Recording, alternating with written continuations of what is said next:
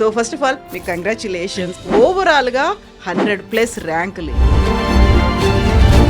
Sankeerth is a chief protocol officer. Murugender Lal మొదట IPS వచ్చింది, తర్వాత మళ్ళీ అటెంప్ట్ ఇచ్చాడు, తర్వాత మళ్ళీ ఐఏఎస్ వచ్చింది. ఉమాహారతి ఆల్ ఇండియా ర్యాంక్ 3, ఇప్పుడు అసిస్టెంట్ కలెక్టర్ తను. అలా ఇప్పటి వరకు 102 ర్యాంక్స్ వచ్చాయి మేడం. ఈసారి యూపీఎస్సీ 2025కి అటెండ్ అవుతున్న వాళ్ళకి ఎలా ప్రిపేర్ అవ్వాలి అనేది ఏం చెప్తారు? మే 25th ప్రిలిమ్స్ ఎగ్జామినేషన్ ఉంది.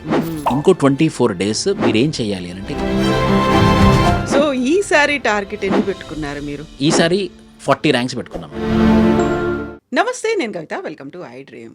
ఈ మధ్య యూపీఎస్సీ 2024కి సంబంధించి రిజల్ట్స్ అనేవి వచ్చాయి. ఆ తర్వాత బోల్డ్ అనే డౌట్స్ కూడా వినిపించాయి. వాటిలో ప్రధానంగా స్కోరింగ్ సబ్జెక్టులు అనేవి ఉంటాయా, ఎలా ప్రిపేర్ అవ్వాలి, ట్రైనింగ్ కోసం ఢిల్లీ దాకా వెళ్ళాలా, తెలుగు స్టూడెంట్స్ దేని మీద ఫోకస్ పెట్టాల్సినటువంటి అవసరం ఉంది, సివిల్స్లో సబ్జెక్టులని మార్చుకుంటే ఎక్కువ మార్కులు వస్తాయా, బోల్డ్ అని డౌట్స్ ఉన్నాయి కదా. వీటి గురించి మాట్లాడుకుందాం. మనతో పాటుగా ఉన్నారు Vishnu IAS academy founder Vishnuvardhan గారు. విష్ణు గారు నమస్తే అండి. సో ఫస్ట్ ఆఫ్ ఆల్ మీకు కంగ్రాచులేషన్స్. మీ క్లాస్ రూమ్ స్టూడెంట్స్కి ఈసారి సివిల్స్లో ర్యాంక్స్ వచ్చాయి. ఓవరాల్గా 100+ ర్యాంకులు ఇప్పటిదాకా మీ అకాడమీకి వచ్చాయి. సో మీ అబ్జర్వేషన్లో, మీరు కూడా సివిల్స్ ఆస్పిరెంట్గా ఉన్నారు, ఎగ్జామ్స్ రాసొచ్చారు కాబట్టి కొన్ని అయితే డ్రాబ్యాక్స్ ఉంటాయి, కొన్ని డూస్ అండ్ డోంట్స్ ఉంటాయి. సో మీరు ఇప్పుడు కోచింగ్లు ఇస్తున్నారు, క్లాస్ రూమ్ ట్రైనింగ్లు ఉన్నాయి. ఇవన్నిట్లలో మీరు అబ్జర్వ్ చేసినటువంటి మెయిన్ పాయింట్స్ ఏంటి అసలు? ముఖ్యంగా మేడం మన తెలుగు రాష్ట్రాలలో ఏమవుతుందని అంటే, మన వాళ్ళు ఇంజనీరింగ్ అండ్ మెడిసిన్కి ఎక్కువ ఇంపార్టెన్స్ ఇస్తారు. అదే నార్త్ ఇండియా తీసుకుంటే వాళ్ళు మొదటి నుంచి సివిల్ సర్వీసెస్, గ్రూప్స్, గవర్నమెంట్ సర్వీసెస్కి ఎక్కువ ఇంపార్టెన్స్ ఇస్తారు. ఫర్ ఎగ్జాంపుల్, ఇప్పుడు ఈసారి జరిగినటువంటి నోటిఫికేషన్లో ఒక 1000 పోస్ట్స్ ఉంటే తెలుగు రాష్ట్రాలలో 78 మాత్రమే వచ్చాయి. అదే ఓన్లీ ఉత్తరప్రదేశ్లో, ఒకటే రాష్ట్రం, మన 2 రాష్ట్రాలు ఒకటే రాష్ట్రం, ఓన్లీ ఉత్తరప్రదేశ్లో 150 ర్యాంక్స్ వచ్చాయి, ఓన్లీ బీహార్లో 140 ర్యాంక్స్ వచ్చాయి, ఓన్లీ రాజస్థాన్లో 80 ర్యాంక్స్ వచ్చాయి. అంటే మన 2 రాష్ట్రాలు కలిపితే వాళ్ళు ఒక్క రాష్ట్రం, ఇంకా డబుల్. ఎందుకు అలా వస్తున్నాయి అన్నది కూడా మనం ఒకటి చూసుకోవాలి. రెండో విషయం ఏంటనంటే, వాళ్ళు చిన్నప్పటి నుంచే వాళ్ళకి ట్రైనింగ్ అవుతూ ఉంటారన్నమాట. అంటే మన అంబిషన్ పేరెంట్స్ దగ్గర నుండి సివిల్ సర్వెంట్ అవ్వాల్సిందే, సివిల్ సర్వెంట్ అయితే లైఫ్ ఎలా ఉంటుందని చెప్పేసి. మన వాళ్ళు ఏంటంటే రిస్క్ ఫ్రీ, మినిమం నాలెడ్జ్ ఉందా, లేకపోతే minimum profession, minimum job requirements.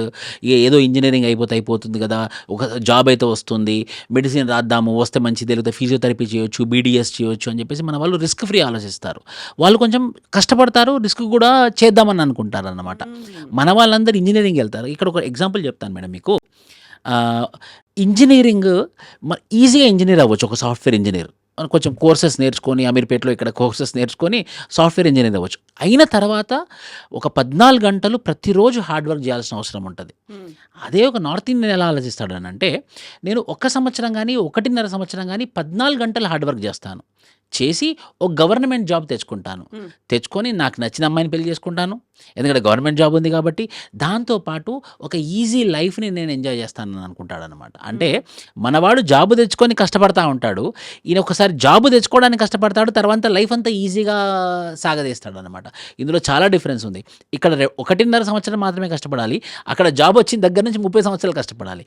ఈ ఒక బేసిక్ డిఫరెన్స్ మన వాళ్ళు క్యాచ్ చేయలేకపోతున్నారు. నార్త్ ఇండియన్స్ ఒక టార్గెట్ పెట్టుకొని వెళ్తున్నారా? Yes, right from the beginning నేను ఈ జాబ్ కొట్టాలి. మనది ఏంటంటే ఇటు ఎంబీబీఎస్ చేసామా, లేకుంటే బీటెక్ చేసామా, ఆ తర్వాత సివిల్స్ గురించి ఆలోచించడం మొదలు పెడుతున్నామా? ఎక్కడ ఈ గ్యాప్ అనేది కనిపిస్తోంది? అక్కడ వాళ్ళకి ఎంపవర్మెంట్ ఉంది మేడం. మొదటి నుంచి స్కూల్ లెవెల్ నుంచి వాళ్ళ పేరెంట్స్ కానివ్వండి, గవర్నమెంట్ ఉద్యోగం అంటే చాలా సేక్రెడ్ లాగా చూస్తారు వాళ్ళు. అయితే యూపీఎస్సీయా, లేకపోతే స్టాఫ్ సెలక్షన్ కమిషనా, లేకపోతే ఐపీబీఎస్ఆ, లేకపోతే ఎస్బీఐయా, లేకపోతే రైల్వే రిక్రూట్మెంట్ బోర్డా, మీరు ఏ గవర్నమెంట్ బోర్డ్ అయినా చూడండి, రిక్రూట్మెంట్ అయ్యే దాంట్లో 70% of them will be north Indians. ఒక 20% మాత్రమే సౌత్ ఇండియన్స్, ఒక 10% నార్త్ ఈస్టర్న్ పీపుల్ ఉంటారు. మెజారిటీ మొత్తము మన తెలంగాణ పైన ఉన్నటువంటి ప్రాంతం మొత్తం గవర్నమెంట్ జాబ్స్లలో ఉంటారు.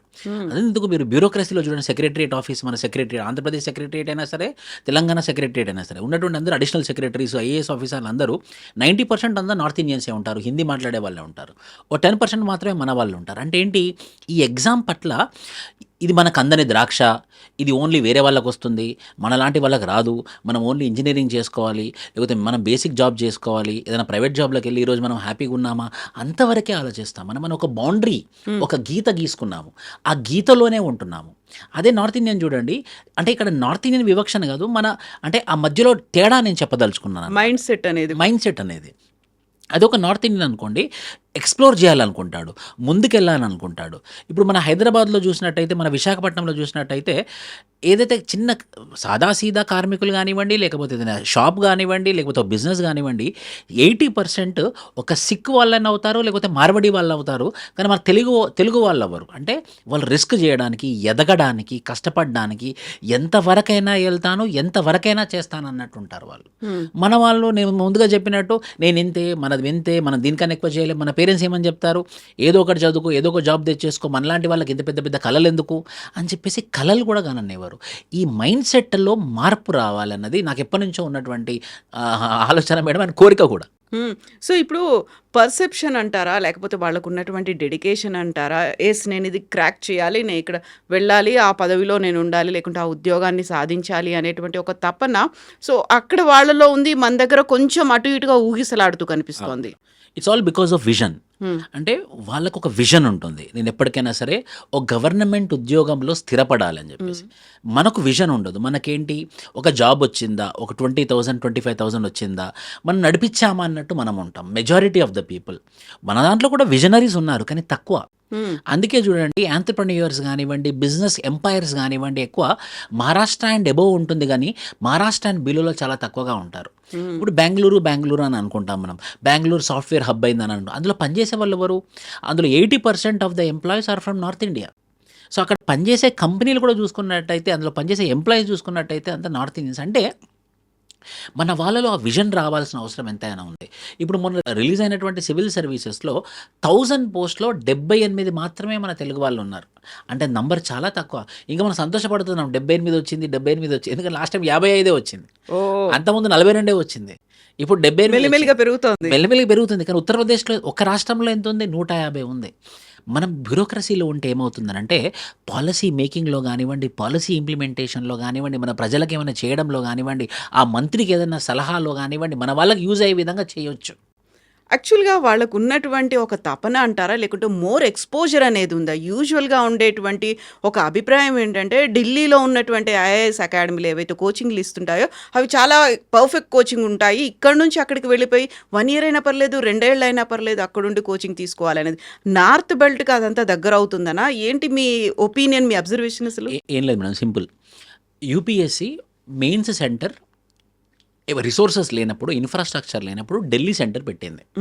సో ఢిల్లీలో మాత్రమే మెయిన్ సెంటర్ ఉండే కాబట్టి టీచర్లు కానివ్వండి, అకాడమీస్ కానివ్వండి, ఎలాగో స్టూడెంట్స్ అందరూ ఢిల్లీకే వస్తున్నారు ఎగ్జామ్స్ రాయడానికి, ఎందుకంటే సెంటర్ ఢిల్లీ కాబట్టి ఈ అకాడమీస్ కూడా ఢిల్లీలో ఎస్టాబ్లిష్ అయ్యాయి. ఈ స్టూడెంట్స్ అందరూ ఎక్కడి నుంచి వచ్చినా కూడా లాస్ట్కి ఢిల్లీకి వెళ్ళాల్సిందే, ఎందుకంటే సెంటర్ ఢిల్లీలో ఉంది కాబట్టి. ఆ పక్కనే ఎలాగూ ఇంటర్వ్యూ గైడెన్స్ ప్రోగ్రామ్ ఉంది, మెయిన్స్ టెస్ట్ సిరీస్ ఉంది కాబట్టి అదేదో అక్కడే ఒక 3 నెలలు ఉందాము, 5 నెలలు ఉందాము, అక్కడనే ప్రిపేర్ అవుదామని చెప్పేసి స్టూడెంట్స్ కూడా ఢిల్లీకి వెళ్ళడం మొదలుపెట్టారు. సో దాని అర్థం ఏంటంటే, ఢిల్లీ అకాడమీస్ ర్యాంక్స్ ప్రొడ్యూస్ చేయట్లేదు, స్టూడెంట్స్ ఎవరైతే ఢిల్లీకి వెళ్తున్నారో వాళ్ళ వల్ల ర్యాంక్స్ ప్రొడ్యూస్ అవుతున్నాయి. సో వచ్చే ర్యాంక్స్ ఈ వలస వెళ్ళి ప్రిపేర్ అయిన వాళ్ళ వస్తుంది, కానీ ఢిల్లీ సొంతంగా ఢిల్లీ వాళ్ళది కాదు ఇది. ఇంకోటి, ఢిల్లీ అకాడమీస్ ఉంది, వాళ్ళ యొక్క ఎఫర్ట్ ఉంటుంది, కానీ మెజారిటీ ఆఫ్ ద పీపుల్ అక్కడికి వెళ్ళి చదవడం. ఇప్పుడు ఏమైంది మేడం, ఆన్లైన్ అయింది, ఇన్ఫ్రాస్ట్రక్చర్ డెవలప్మెంట్ వచ్చింది, రిసోర్సెస్ పెరిగాయి, లిటరసీ రేట్ పెరిగింది, మా లాంటి ఫ్యాకల్టీస్ చాలామంది వచ్చారు. ఇప్పుడు హైదరాబాదే సెకండ్ బిగ్గెస్ట్ హబ్. ఢిల్లీలో లేనిది మన హైదరాబాద్లో ఉంది. ఫర్ ఎగ్జాంపుల్ చెప్తాను, ఆంథ్రపాలజీ అనే ఆప్షనల్ నేను all India famous madam.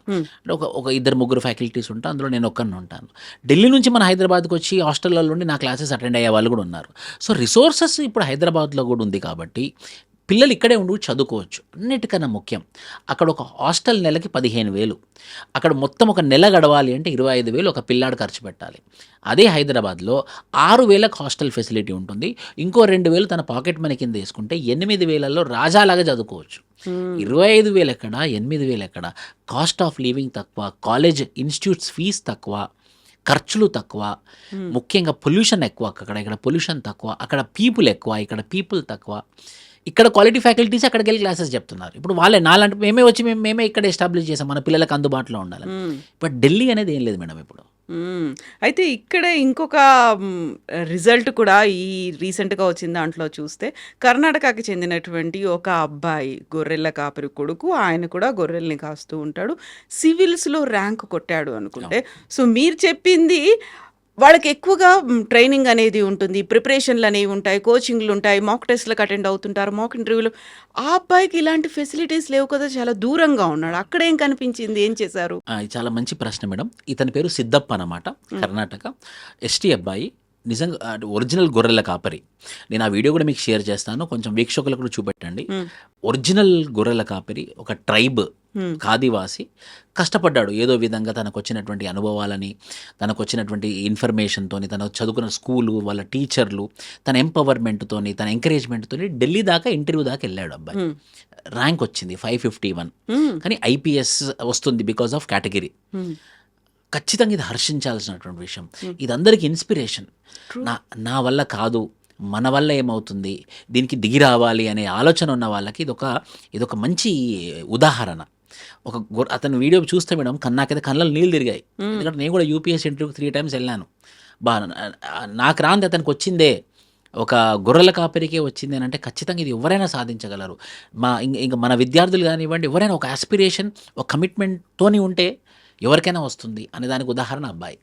So ఇప్పుడు మనకి ఒక సోఫిస్టికేటెడ్ అట్మాస్ఫియర్ అని అంటాము, లేకపోతే అక్కడ నుంచి ఒక పేరు అనేది ఉంటుంది. ఢిల్లీ ఒక హబ్, అక్కడ చదివితే వస్తుంది, ఇవి కాదు. మీరు అన్నట్టుగా ఒక తపన ఉండాలి, డెడికేషన్ అనేది ఉండాలి, దానికి కావాల్సినటువంటి ఒక చిన్న డైరెక్షన్, ఒక గైడెన్స్ అనేది కూడా ఉండాలి. సో ఇప్పుడు మీరు చెప్పినట్టుగా ఆంథ్రోపాలజీకి సంబంధించి చూస్తే ఇంజనీరింగ్లు, ఎంబీబీఎస్లు ఈ బ్యాక్గ్రౌండ్ నుంచి వచ్చిన వాళ్ళకి కొద్దిగా అక్కడేదో తడబడుతున్నారు, అక్కడ ఇంటర్వ్యూలో మార్కులు తక్కువ వస్తున్నాయి.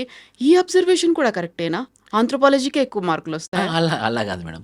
ఇప్పుడు for example political science and international relation కూడా మంచి ఆప్షనల్, జియోగ్రఫీ మంచి ఆప్షనల్, సోషాలజీ మంచి ఆప్షనల్, ఆంథ్రోపాలజీ మంచి ఆప్షనల్. అయితే హైదరాబాద్ ఏమైందని అంటే మంచి మంచి ఫ్యాకల్టీస్ ఉన్నారు, నాతో పాటు 2-3 ఫ్యాకల్టీస్ ఉన్నారు.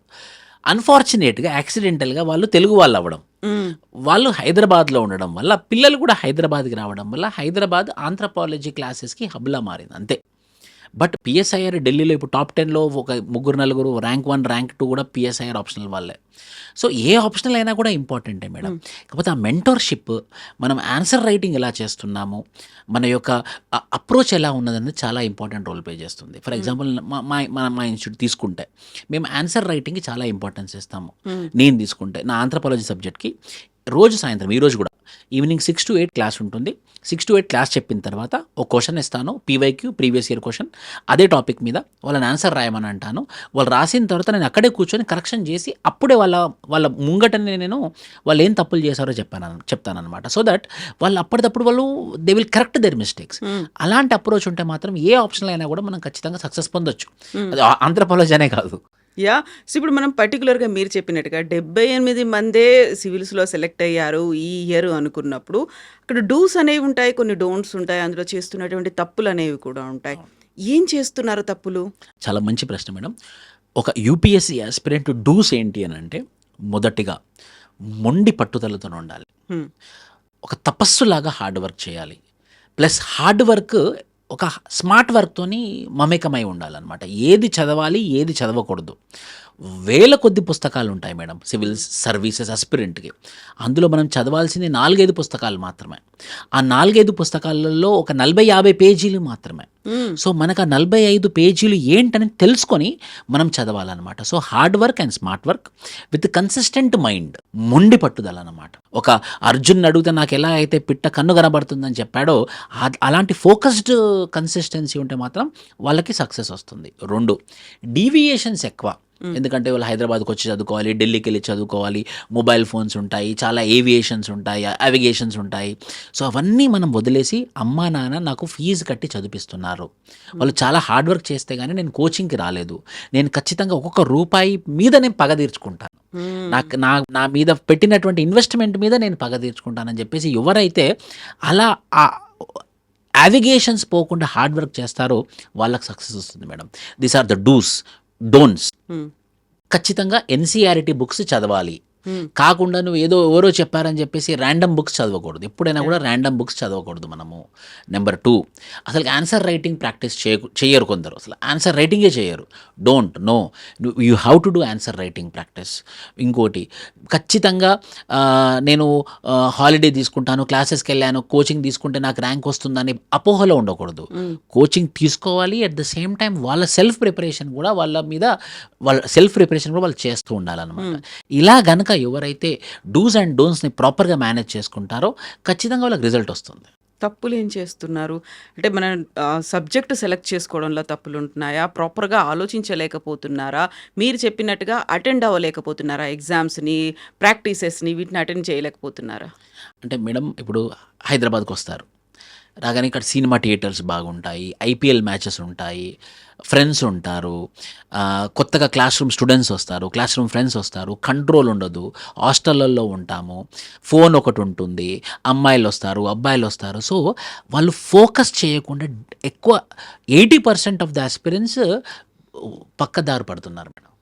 దానివల్ల ఏమవుతుందనంటే, అమ్మ నాన్న అబ్బాయి చదువుకుంటున్నాడు కావచ్చు అని అనుకుంటారు, కానీ రియాలిటీ వేరుంటుంది. 80% of them, not all, 80% of them ఈ అవిగేషన్స్ మాత్రం పక్కన పెట్టేసి చదువుకుంటే మాత్రం సక్సెస్ వచ్చే అవకాశాలు ఎక్కువ.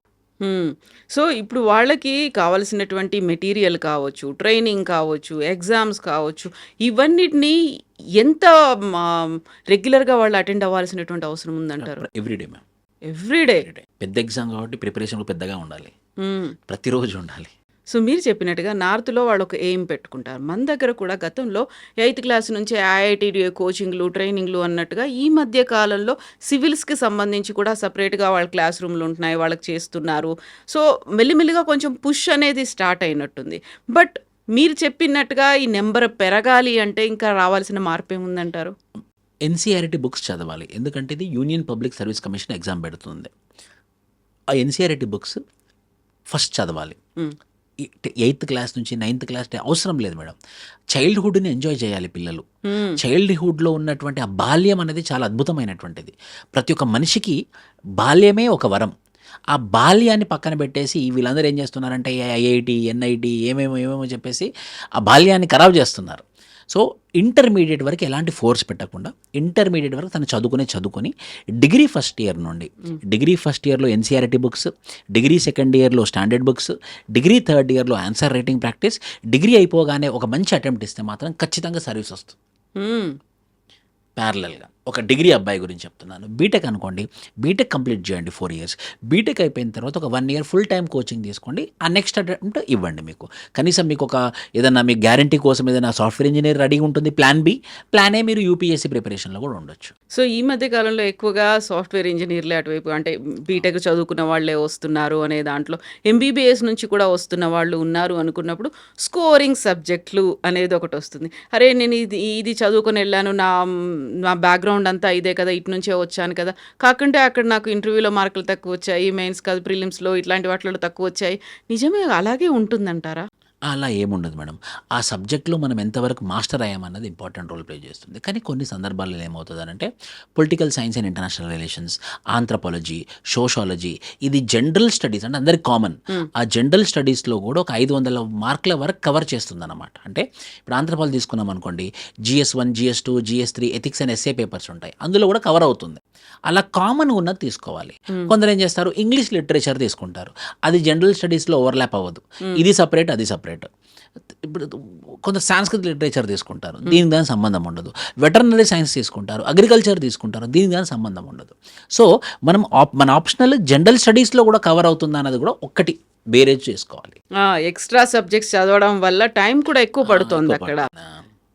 సో ఇప్పుడు మనకి సివిల్స్ రాశారు, ర్యాంక్ వచ్చింది, ఆల్మోస్ట్ 1000కి అటు ఇటుగా పోస్టులు అనేవి ఉంటాయి.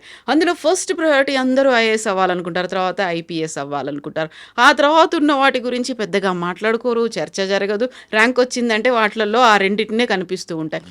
ఇవన్నీ కూడా సివిల్స్లోకే వస్తాయి కదా, సివిల్ సర్వీసెస్లోకే వస్తాయి. ఎందుకని ఆ డిఫరెన్స్ అనేది వీటికే హై ప్రయారిటీ ఇచ్చారు? Well said madam. ఇది సివిల్ సర్వీసెస్ అనేది బ్రిటిష్ ప్రభుత్వము ఒక examination, Indian civil service ICS exam అని కండక్ట్ చేసేది. అంటే డైరెక్ట్గా టాప్ పోస్టులు ప్రతి డిపార్ట్మెంట్లో they will be on the top. వాళ్ళ రిక్రూట్మెంట్ కోసం.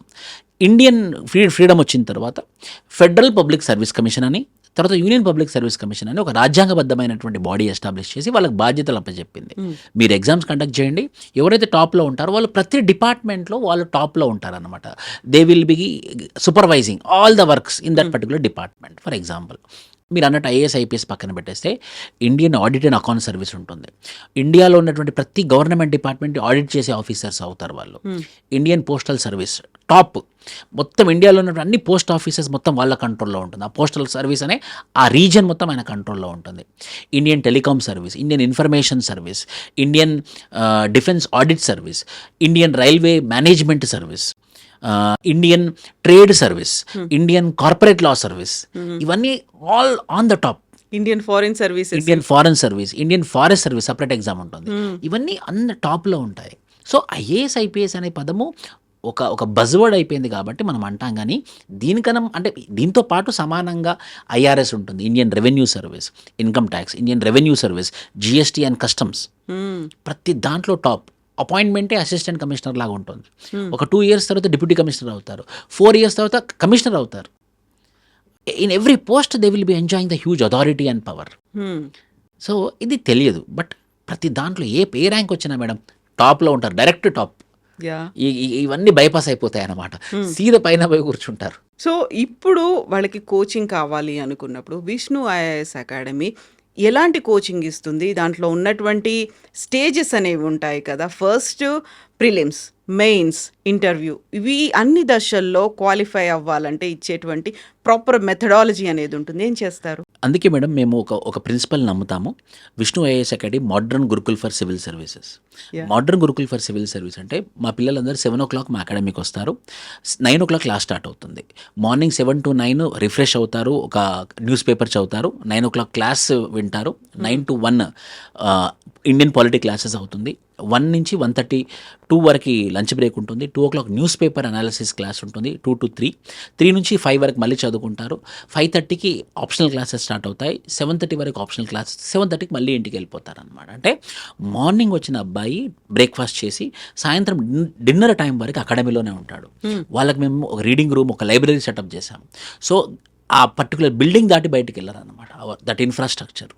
సో మళ్ళీ డిన్నర్ చేసిన తర్వాత హాస్టల్లోనో రూమ్లోనో కూర్చొని చదువుకొని మళ్ళీ ఎర్లీ మార్నింగ్ వస్తాడు. అలా మేము మొత్తం సీసీ కెమెరాలో పిల్లలు చదువుతున్నారా లేదా, ప్రతి అడుగడుగు మేము సీసీ కెమెరాలు పెట్టాము. ఎందుకనంటే చదువుతున్నారా, ఏం చేస్తున్నారు, ఫోన్ ఆడుతున్నారా అని చెప్పేసి.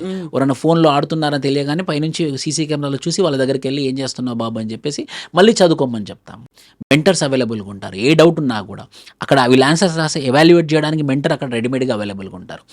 అవన్నీ చేయడం వల్ల ఏమవుతుందనంటే ఒక అబ్బాయికి చదువుకునే వాతావరణం ఎస్టాబ్లిష్ అయ్యి వితిన్ 1-2 yearsలో ర్యాంక్ వచ్చే అవకాశాలు పెరుగుతాయి.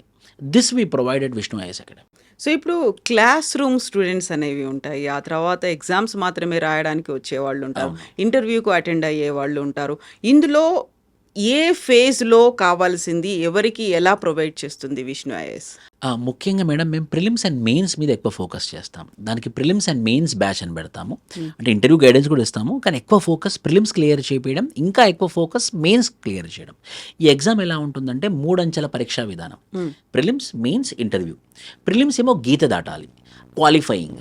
ఎవరైతే ప్రిలిమ్స్ క్లియర్ అవుతారో వాళ్ళు మెయిన్స్ రాయడానికి ఎలిజిబుల్ అవుతారు అనమాట. మెయిన్స్లో వచ్చే మార్క్ మెరిట్ ఆధారంగా ఇంటర్వ్యూకి పిలుస్తారు. సో మెయిన్స్ అండ్ ఇంటర్వ్యూలో ఎవరికైతే మ్యాక్సిమం మార్క్స్ వస్తాయో వాళ్ళకి ర్యాంకింగ్ ఇస్తారు according to their reservations. SC, ST, OBC, general, EWS, ఇలా రిజర్వేషన్స్ ఆధారంగా వాళ్ళకి ర్యాంక్స్ వస్తాయి అన్నమాట. కానీ అన్నిటికన్నా కష్టం ప్రిలిమ్స్ అండ్ మెయిన్స్. ఒక్కసారి మెయిన్స్ క్లియర్ అయినట్టు ఇంటర్వ్యూలో ఏదో ఒకటి చేస్తారండి, అది పెద్ద కష్టం కాదు ఇంటర్వ్యూ అనేది నన్ను అడిగితే. But prelims and mains is very very tough. So we focus more on prelims and mains. So వాళ్ళకి ఇచ్చేటువంటి ట్రైనింగ్తో పాటుగా గైడెన్స్ అనేది కూడా ప్రాపర్గా ఇవ్వాల్సినటువంటి అవసరం ఉంటుంది. అందులో ఫస్ట్ వాళ్ళ అప్లికేషన్ ఫిల్ చేయడం దగ్గర నుంచి వాళ్ళ సబ్జెక్ట్స్ ఏం సెలెక్ట్ చేసుకుంటారు ఇవన్నీ కూడా. సో వాటన్నిటిలో కూడా విష్ణు ఐఏఎస్ అకాడమీ ఎలా గైడ్ చేస్తుంది? మేము ఫస్ట్ ఫ్రీ కౌన్సిలింగ్ సెషన్స్ అని పెడతాం మేడం. ఎవరికి ఏ ఇబ్బంది ఉన్నా, ఏ డౌట్ ఉన్నా కూడా మాకు ఫోన్ చేయొచ్చు, 900400 లేదా మీరు అకాడమీకి వచ్చారనుకోండి ఫ్రీ కౌన్సిలింగ్ ఇస్తాం. అంటే పరీక్షా విధానం ఎలా ఉంటుంది, ఎన్ని సబ్జెక్ట్స్ ఉంటాయి, ఏమేమి సబ్జెక్ట్స్ ఉంటాయి, ఆప్షనల్స్ ఎన్ని ఉంటాయి, ఏ ఆప్షనల్ తీసుకుంటే బాగుంటుందని చెప్పేసి ఒక 40 minutes ఫ్రీగా గైడెన్స్ ఇస్తాం, ఫ్రీగా కౌన్సిలింగ్ ఇస్తాం. దానివల్ల వాళ్ళకు ఒక అవగాహన వస్తుంది. అవగాహన వచ్చిన తర్వాత వాళ్ళు డిసైడ్ అవుతారనమాట ముందుకు వెళ్ళాలా వద్దా అని చెప్పేసి.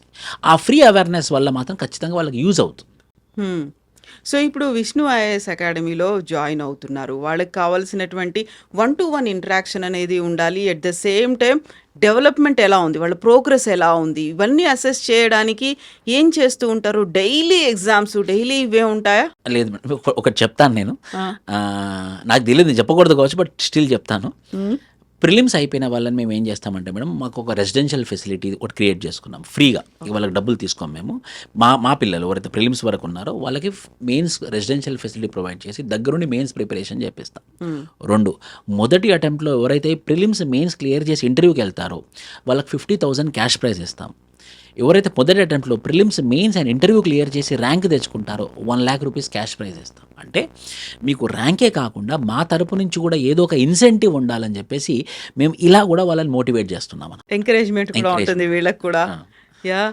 సో, ఇప్పుడు విష్ణు ఐఏఎస్ అకాడమీకి సంబంధించి 5 ఏళ్ళు అవుతుందా స్టార్ట్ 5 ఏళ్ళు చేసి? అవుతుంది. Yes. సో, వచ్చినటువంటి యూజువల్‌గానే చెక్ చేసుకుంటూ ఉంటాను. ఇంతకుముందు నేను అన్నట్టుగా ఢిల్లీ అయితే బావుంటుందేమో, ఢిల్లీకి వెళ్తే అన్నీ ఉంటాయి కదా! అక్కడే ఉంటుంది, ఫెసిలిటీస్ ఉంటాయి, మనకున్నటువంటి అట్మాస్ఫియర్ అక్కడ అలాగే ఉంటుంది.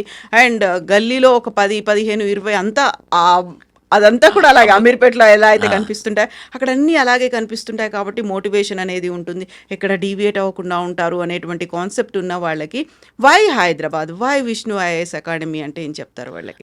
దానికన్నా ముందు మేడం, మీరు అన్నది నిజమే. అశోక్ నగర్ రాగానే అన్ని అకాడమీస్ కనబడుతుంది. మీరు ఏదో ఒక కంటెంట్, ఏదో ఒక పేపర్, ఏదో ఒక సబ్జెక్ట్, ఏదో ఒక పాంప్లెట్, ఏదో ఒక పేపర్ మనకు కనబడుతూనే ఉంటుంది. అవును. ఆ పేపర్ తీస్తే ఆ పేపర్లో ఐఏఎస్ అనే పదం ఉంటుంది. సో అశోక్ నగర్కి ఏరియాకి వస్తే ఏంటనంటే ఒక మోటివేషన్ అయితే వస్తుంది. అందులో ఆ లూప్లో ఉండిపోతాం మనం. ఆ లూప్లో ఉండిపోవడం వల్ల ఏమవుతుందంటే డీవియేట్ అవ్వం, మీరు చెప్పినట్టు. 2, ఆ ఎన్విరాన్మెంట్, బుక్ స్టాల్స్ కానివ్వండి, అకాడమీస్ కానివ్వండి, ఆ ఎన్విరాన్మెంట్ అవసరం. ఒక టీ స్టాల్కి వెళ్ళామనుకోండి ఒక ఆస్పిరెంట్ ఉంటాడు, ఒక ఇంటర్నెట్ సెంటర్కి వెళ్ళామనుకోండి ఒక ఆస్పిరెంట్ ఉంటాడు, ఓ బేకరీకి వెళ్ళామనుకోండి ఒక ఆస్పిరెంట్ ఉంటాడు. ఎక్కడ వెళ్ళినా వాళ్ళే ఉంటారు కాబట్టి మనం అదే ఫీల్డ్లో ఉంటాం. సో అందుకే అశోక్ నగర్ రావాలి. 2, హైదరాబాద్ ఎందుకు బెస్ట్ అని అంటే మంచి వాతావరణం, ఒక ఆహ్లాదకరమైనటువంటి వాతావరణం. ఢిల్లీతో పోలిస్తే ఢిల్లీ ఎయిర్ క్వాలిటీ ఇండెక్స్ ప్రకారంగా ఒక మనిషి ఢిల్లీలో 3 నెలలు కన్సిస్టెంట్గా ఉంటే ఏదో ఒక జబ్బు వస్తుందని చెప్పేసి air quality index ministry of environment, forest and climate change report ఇచ్చింది. సో వెళ్ళి అక్కడికి ఆరోగ్యం పాడు చేసుకునే పరిస్థితి వస్తుంది. 1, 2, మొన్న మీరు చూసినట్లయితే వరదలు వచ్చేసి పాపము ఏదో అకాడమీలో మునిగిపోయి 3 పిల్లలు కూడా చనిపోయారు. చాలా congestion. Within the square kilometre, 1 square kilometre ఏరియాలో 5 లక్షల పిల్లలు ఉంటారు. 5 లక్షలు. అదే హైదరాబాద్ అశోక్ నగర్లో అది హబ్ అయినప్పటికీ కూడా వితిన్ 1 స్క్వేర్ కిలోమీటర్లో 30,000 to 40,000 మాత్రమే ఉంటారు. జనం తక్కువ. అన్నిటికన్నా మోస్ట్ ఇంపార్టెంట్, ముందుగా చెప్పినట్టుగా నేను ఒక 8,000లో చాలా అద్భుతమైనటువంటి అకామిడేషన్, ఫుడ్ దొరుకుతుంది. అక్కడ 25,000 పెట్టినా కూడా అకామిడేషన్ దొరకదు, ఫుడ్ దొరకదు. ఇక్కడ మనకి రైస్ దొరుకుతుంది, అక్కడ చపాతీలు దొరుకుతాయి. సో ఇవన్నీ మనం చేసుకున్నప్పుడు ఇవన్నీ కూడా అనాలిసిస్ చేసుకోవాల్సి ఉంటుంది. బెస్ట్ క్లాసెస్, అది కూడా ఇప్పుడు అర్థం కాలేదనుకోండి మన తెలుగు పిల్లలకి, మేము పక్కన కూర్చోబెట్టుకొని తెలుగులో చెప్పడానికి అవకాశం ఉంటుంది. అక్కడ ఎప్పుడే మాతృభాషే. ఎంత ఇంగ్లీష్లో మనం క్లాసెస్ చెప్పినా కూడా క్లాస్ అయిపోయిన తర్వాత సార్ ఇది ఒక్కసారి తెలుగులో చెప్తారా అంటే నేను అలాంటి ఫ్యాకల్టీస్ ఉన్నారు, నేనైనా సరే తెలుగులో చెప్తాను మా పిల్లలకి, అంటే అది అర్థమయ్యేలాగా. ఆ ఒక పర్సనల్ టచ్ అనేది ఢిల్లీలో ఉండదు. ఆ పర్సనల్ టచ్ చాలా important. That we provide at Hyderabad, mainly at Vishnu IAS academy. So ఇప్పుడు విష్ణు ఐఏఎస్ అకాడమీ తరఫున విష్ణువర్ధన్ గారు ఈసారి యూపీఎస్సీ 2025కి అటెండ్ అవుతున్న వాళ్ళకి ఎలా ప్రిపేర్ అవ్వాలి అనేది ఏం చెప్తారు, ఎలా చెప్తారు వాళ్ళకి? ఈరోజు May 1 అని లెక్కేసుకుంటే మేడం, May 25 ప్రిలిమ్స్ ఎగ్జామినేషన్ ఉంది. ఇంకో 24 days మీరు ఏం చేయాలి అని అంటే ఇంతకుముందు వరకు మీరు ఏమైతే ప్రిపేర్ అయ్యారో దానికి క్విక్ రివిజన్ చేసుకోవాలి, ఫుల్ లెంత్ టెస్టులు రాయాలి. అలా చేసి సీసాట్ మీద కొంచెం ఫోకస్ చేసి కరెంట్ అఫైర్స్ మీద ఫోకస్ చేస్తే ప్రిలిమ్స్ క్లియర్ అవుతుంది. ప్రిలిమ్స్ క్లియర్ అయిపోయిన తర్వాత ఎప్పుడైనా కూడా 3 months ఆఫ్ టైం ఉంటుంది, కానీ ఈసారి ఓన్లీ 75 days టైం మాత్రమే ఉంది. సో తక్కువ టైం ఉంది కాబట్టి quick revision of mains with answer writing practice of mains చేయాలి 75 daysలో. దాని తర్వాత రిజల్ట్ వచ్చిన తర్వాత ఒక మంచి మాక్ ఇంటర్వ్యూస్, తర్వాత ఇంటర్వ్యూ గైడెన్స్ ప్రిపరేషన్లో చేస్తే మాత్రం మీకు ర్యాంక్ వచ్చే అవకాశాలు ఎక్కువగా ఉంటాయి. బిగినర్స్ అయితే 2026 ప్లాన్ చేసే వాళ్ళైతే ఇప్పటి నుండి మే 1 నుంచి డిసెంబర్ 31 వరకు మీ క్లాసెస్ అన్నీ కంప్లీట్ చేసుకోవాలి. జనవరి 1 నుంచి నెక్స్ట్ ప్రిలిమ్స్ వరకు ప్రిలిమ్స్ ప్రిపేర్ అవ్వాలి. ప్రిలిమ్స్ అయిపోయిన తర్వాత మెయిన్స్ ప్రిపేర్ అవ్వాలి. ఈ మధ్యకాలంలో మే 1 నుంచి డిసెంబర్ 31, 2025 వరకు prelims and mains classes complete చేస్తూ రోజు టెస్టులు రాస్తే మాత్రం ఖచ్చితంగా 2026 అయితే పాజిటివ్ రిజల్ట్ వచ్చే అవకాశాలు ఎక్కువగా ఉంటాయి. సో ఇప్పుడు విష్ణు ఐఏఎస్ అకాడమీకి సంబంధించి చూసుకుంటే వీళ్ళు మా ప్రోడక్ట్ మా దగ్గర నుంచి వచ్చారు, సివిల్స్కి సెలెక్ట్ అయ్యారు, ఇంత ర్యాంక్ వచ్చింది అనుకున్నప్పుడు ఎంతమంది ఉన్నారు ఈ 5 ఏళ్లలో? 5 ఏళ్లలో నేను నా మొదటి సంవత్సరం చెప్తాను మేడం. ఒక్కొక్కరి పేరు చెప్తాను, గూగుల్ చేయండి మీరు కూడా. యూట్యూబ్లో చూస్తే కూడా వాళ్ళు సొంతంగా టెస్టిమోనియల్స్ కూడా మీకు కనబడతాయి. నా మొదటి సంవత్సరం సంకీర్త్, ఇప్పుడు తెలంగాణ గవర్నర్కి he's a chief protocol officer, అంటే ఐపీఎస్, రాజ్భవన్లో ఉంటాడు. గవర్నర్ గారు ఎక్కడికైనా వెళ్ళాలి అని అంటే it should be green signal should be given by him. Next to governor అనమాట, ఆ పొజిషన్లో ఉన్నారు సిరిశెట్టి సంకీర్త్. నెక్స్ట్ మృగేందర్ లాల్, మొదట ఐపీఎస్ వచ్చింది, తర్వాత మళ్ళీ అటెంప్ట్ ఇచ్చాడు, తర్వాత మళ్ళీ ఐఏఎస్ వచ్చింది. చాలా హంబుల్ పర్సన్ ఈయన. మా అకాడమీ నుంచి మా ఫస్ట్ ర్యాంక్స్ అనమాట. ఎప్పుడూ 5 సంవత్సరాల క్రితం వచ్చిన ర్యాంక్స్ ఇవి. తర్వాత అన్నిటికన్నా చెప్పుకోదలసిన విషయం ఏంటంటే Umaharathi, all India rank 3, Vikarabad ఇప్పుడు అసిస్టెంట్ కలెక్టర్. తను మా యొక్క అకాడమీ. నిధిపై 110 ర్యాంక్ వచ్చింది, highest marks 325 marks in anthropology ఆప్షన్లో వచ్చింది. ఆమె మా స్టూడెంట్. ఇప్పుడు ఈ సంవత్సరం చూసుకుంటే ప్రత్యూష్ ఐపీఎస్ 2022 నుంచి ప్రిపేర్ అవుతున్నాడు. మా యూట్యూబ్లో కూడా మీకు దొరుకుతుంది, అంటే ఎవిడెన్స్ కోసం. ప్రత్యూష్ అనే అబ్బాయి, సూర్యతేజ్ అనే అబ్బాయి, రీసెంట్గా వచ్చినటువంటి సాయి శివాని మా ఫ్రీ రిసోర్సెస్ వాడేది. మా స్టూడెంట్ కాదు, కానీ మేము ఫ్రీగా ఇస్తామన్నమాట. కొందరికి అందరికి అందుబాటులో ఉండదు కాబట్టి కొన్ని ఫ్రీ రిసోర్సెస్ ప్రొవైడ్ చేస్తాము. తనే చెప్పింది 11th ర్యాంకర్ తను ఫ్రీ రిసోర్సెస్ యూజ్ చేసుకుంది. సో అలా ఇప్పటివరకు 102 ర్యాంక్స్ వచ్చాయి మేడం. 5 ఏళ్లలో సెంచరీ కంప్లీట్ చేసేసారు. సో ఈసారి టార్గెట్ ఎన్ని పెట్టుకున్నారు మీరు? ఈసారి 40 ర్యాంక్స్ పెట్టుకున్నాం మేడం. విష్ణు 40 ర్యాంక్స్, అందులో 20 ర్యాంక్స్ ఖచ్చితంగా క్లాస్ రూమ్ పిల్లలై ఉండాలి 50%, ఇంకో 50% ఇంటర్వ్యూ గైడెన్స్ అయి ఉండాలి. సో మినిమం టు మినిమం 40, అందులో 50% క్లాస్ రూమ్ వాళ్ళు. సో ఇప్పుడు మీరు 40 అనేది ఒక టార్గెట్ పెట్టుకున్నారు కాబట్టి నాట్ ఓన్లీ ఆస్పిరెంట్స్ వాళ్ళే కాదు, మీరు కూడా అంత కష్టపడాలి, అంత డెడికేషన్, అంత ఫోకస్ అనేది మీరు కూడా పెట్టాలి కదా. ఇప్పుడు మేడం, ఇప్పుడు నేను ఈ స్టూడియో నుండి బయటకు వెళ్ళగానే నాకు 2:30కి ఒక క్లాస్ ఉంది. 2:30 to 4, 6 to 8 మేము కూడా చాలా కష్టపడతాం మేడం. నిలబడి చాలా ఎనర్జీ ట్రాన్స్ఫర్మేషన్ అవుతుంది. నేను రెడీమేడ్ నోట్స్ ఇస్తాను అనమాట, ప్రింట్అవుట్స్ ఇస్తాను. 2 గంటల క్లాస్ నిలబడే క్లాస్ ఎక్స్ప్లెయిన్ చేస్తాను, సో దట్ వాళ్ళకి అర్థం అవుతుందని చెప్పేసి. ప్రతి స్టూడెంట్ కళ్ళల్లో చూసి ప్రతి ఒక్కరికి అర్థమవుతుందా లేదా అని కళ్ళు చూసి నేనైతే అనలైజ్ చేస్తాను. అలా ప్రతిరోజు అటెంటివ్ ఉంటాము. మాకు ప్రతిరోజు ఒక జడ్జిమెంటే, ఎవ్రీడే ఈజ్ ఎ జడ్జిమెంటే. ఒకరోజు వాళ్ళ క్లాస్ బాగాలేదనుకోండి, పిల్లలు రెస్పాండ్ అయిపోతారు. మాకు బ్యాడ్ నేమ్ తెచ్చుకోవాలని ఉండదు. So everyday we put lot of energy.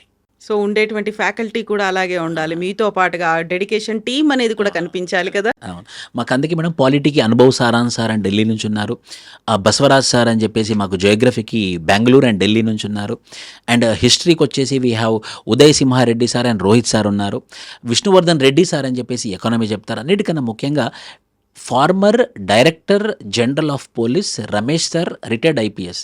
He's legal adviser and adviser to our academy. Internal security classes కూడా చెప్తారు. Is part of the academy, is our godfather type. So best wishes to Vishnu garu. ఈసారి 40కి 40 మీరు అనుకున్నటువంటి టార్గెట్ని reach అవ్వండి. And మీతో పాటుగా మీ faculty, మీ aspirants కూడా best wishes to you అండి. ఈసారి మళ్ళీ రిజల్ట్స్ వచ్చిన తర్వాత 2025 తర్వాత మళ్ళీ ఒక సెలబ్రేషన్స్ మళ్ళీ మనం మాట్లాడుకుందాం. థ్యాంక్ యూ సో మచ్ అండి. Thank you. నిజంగా ప్రస్తుతం ఉన్నటువంటి సమాజం దేనికి ప్రయారిటీ ఇస్తుంది? ఆర్థిక సంబంధాల చుట్టూ మాత్రమే తిరుగుతుంది. మళ్ళీ ఎన్నికలంగానే చాలా విరక్తి కలుగుతాం. మంచి అనిపిస్తుంది కదా, లేడీస్ కూడా ఛాలెంజింగ్ జాబ్స్ చేసినప్పుడు చాలా బాగుంటది. ట్రాఫిక్ అసిస్టెంట్స్ గా నియమించిన ట్రాన్స్జెండర్స్ అందరితో సాల్యూట్ చేయించుకుంటున్నారు. ఫుడ్ డెలివరీ ఇవ్వటానికి వెళ్ళినటువంటి డెలివరీ బాయ్ అనిల్ పై కళ్ళ ముందు